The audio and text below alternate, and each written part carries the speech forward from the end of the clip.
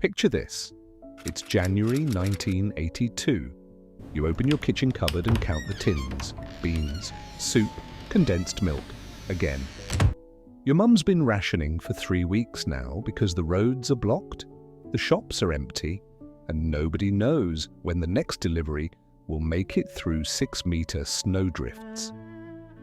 Welcome to the coldest winter Britain had seen in nearly 2 decades.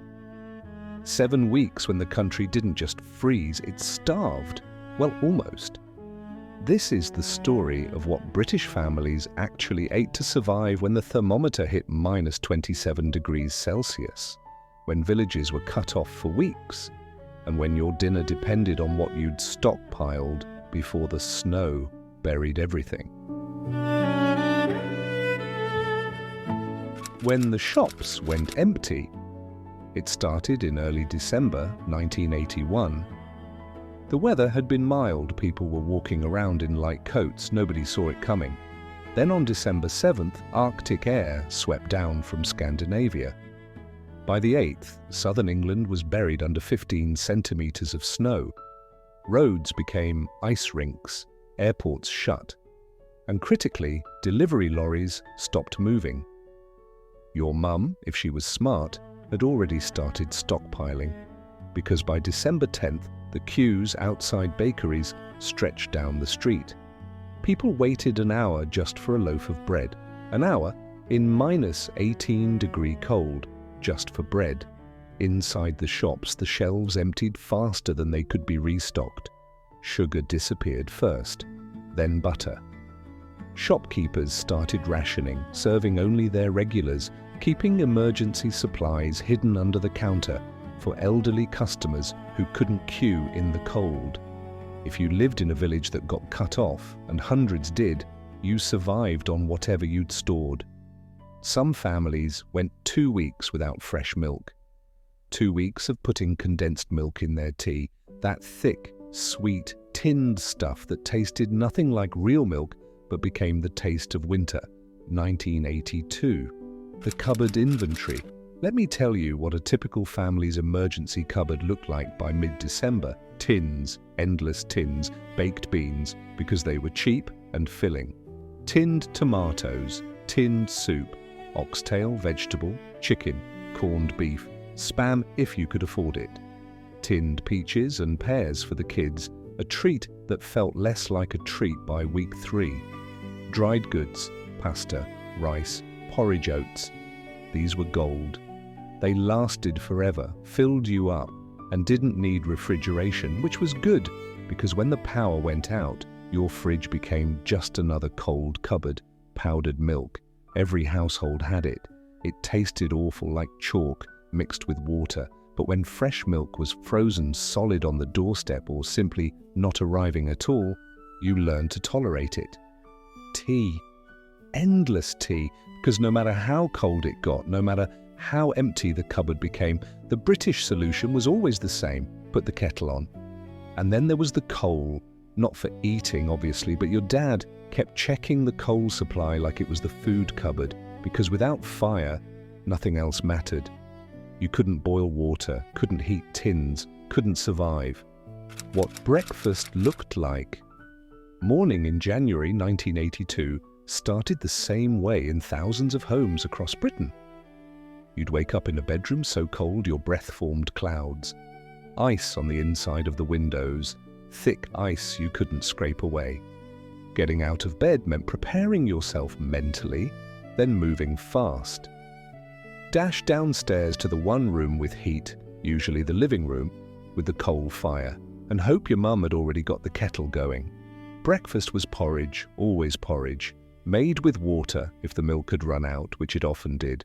No honey, no sugar if you'd run through your ration. Just hot, thick, grey porridge that warmed you from the inside and kept you full until lunch. If you were lucky, there might be toast, but bread was precious. Bakeries couldn't keep up with demand when their delivery trucks couldn't get through, so toast was cut thin, rationed carefully, and spread with margarine so thin you could see through it. Butter! That was Christmas. That was special occasions. That was gone by December 20th. The milkman still tried to deliver. God bless him, he tried. But when he did manage to get through, you'd find bottles on the doorstep, frozen solid, the cream pushed up through the foil cap like white ice cream. You'd bring them in, let them thaw slowly by the fire, and hope they hadn't burst. Sometimes they had. Lunch and dinner, the tin rotation. By mid-January, family meals had become a rotation of whatever tins were left. Monday, beans on toast.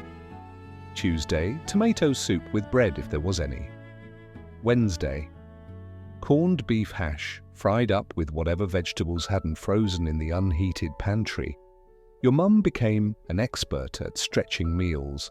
1 tin of beans, meant to serve 2, suddenly served 4 when mixed with extra potatoes. Soup got watered down, made to last an extra day. Nothing was wasted, not a single crumb.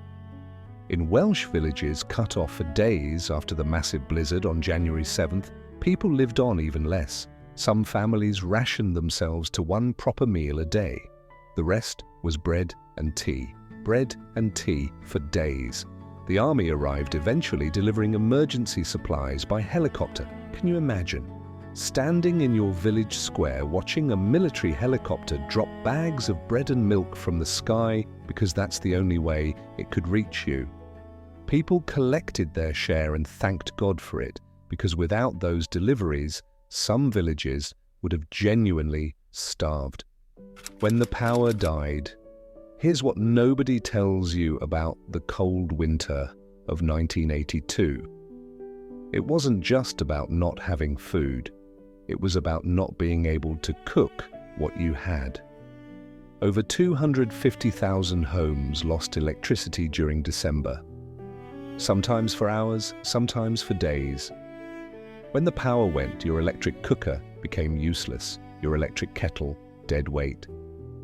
Families with coal fires could manage. You could heat tins directly on the coals, balance a kettle over the flames, make do. But families in newer homes with electric heating and electric cookers, they were in trouble. Cold food became normal.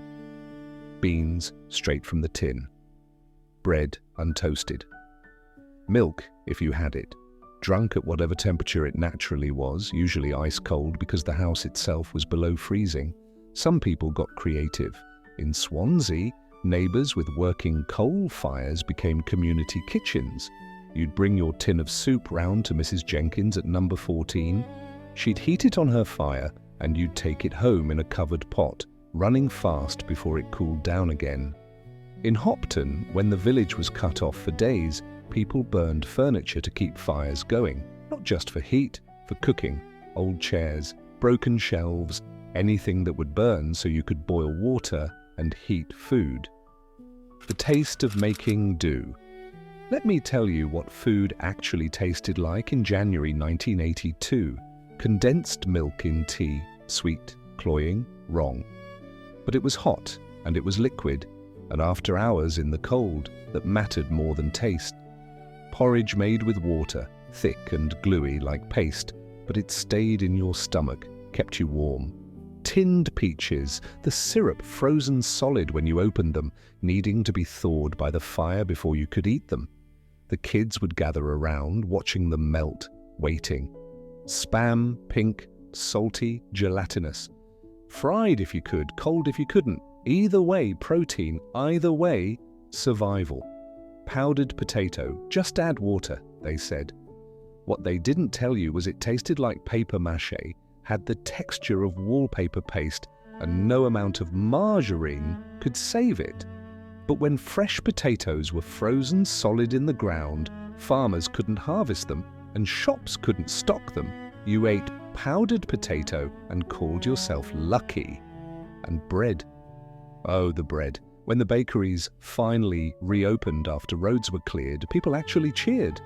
Fresh bread, still warm after weeks of stale, rationed loaves or no bread at all. It tasted like victory. The community kitchen. But here's what saved Britain during those 7 weeks. People shared. When your neighbour ran out of milk, you gave them yours. When the elderly couple down the street couldn't get to the shops, you picked up extra for them. When someone had no way to cook, someone else invited them in. Churches and community centres became gathering places, not just for warmth, but for food. People brought what they had, a tin of beans, some bread, a packet of tea, and pooled it together. You'd sit with strangers, sharing soup made from whatever everyone had contributed, and somehow it tasted better than anything you'd had at home. In Swansea, the local radio station coordinated food deliveries. Farmers with four-wheel drives became heroes, delivering bread and milk to cut-off villages.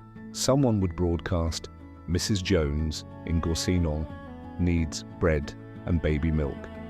And someone would respond, "I'm 10 minutes away, I'll take it." This was Britain in 1982, cold, hungry, struggling, but not beaten. When it finally ended, by mid-January, warmer air crept in from the west. Snow began melting, roads reopened. And slowly, carefully, delivery trucks started moving again. The first fresh milk delivery after weeks of tinned and powdered felt like a miracle. Fresh bread that wasn't rationed, vegetables that weren't from a tin. Sugar on the shop shelves again. People didn't rush, didn't panic buy. They'd learned to make do with less, and that lesson stayed with them. The big snow of 1982 wasn't just about record cold. It was about discovering what you could live without and what you absolutely couldn't. Community, kindness, and a hot cup of tea, even if it was made with condensed milk. If you lived through it, you remember not just the cold, but the taste of survival. The meals that kept you going, the neighbours who shared when they had nothing to spare. That's what Britain ate in 1982. And that's how Britain survived.